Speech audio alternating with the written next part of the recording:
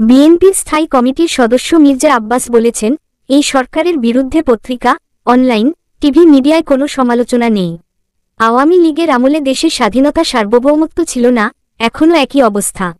আগে কুকুরের মুখে ছিলাম, এখন বাঘের মুখে পড়েছি আমরা। তাই দলীয় নেতাকর্মীদের সোচ্চার থাকতে হবে। এই সরকারের কাছ থেকে আমাদের নির্বাচন আদায় করে নিতে হবে।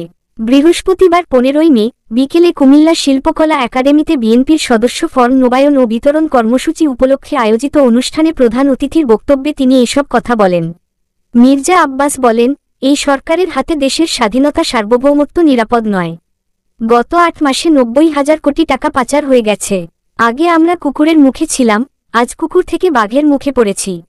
বিএনপির এই নেতা বলেন, নির্বাচন আমাদের ন্যায্য পাওনা। জনগণের ভোটের অধিকার আমাদের ন্যায্য অধিকার। সেটি আমরা বুঝে নিতে চাই। আমরা ভিক্ষা চাই না। আমি হয়তো আরও দেরিতে নির্বাচনের কথা বলতাম, কিন্তু এখনই কেন বলছি? কারণ আমি দেখছি আমার স্বাধীনতা সার্বভৌমত্ব নিরাপদ নয় এই সরকারের হাতে। আমি আবারও বলছি, এই সরকারের হাতে আমার দেশের ভৌগোলিক অখণ্ডতা নিরাপদ নয়। তিনি বলেন, সদস্য সংগ্রহের বিষয়ে আমাদের অত্যন্ত সাবধান থাকতে হবে। কিছু গোষ্ঠী আছে যারা সুযোগ সন্ধানী। কোনো সময় রাজপথে আসে নাই, মিছিল করে নাই, মিটিংও করে নাই।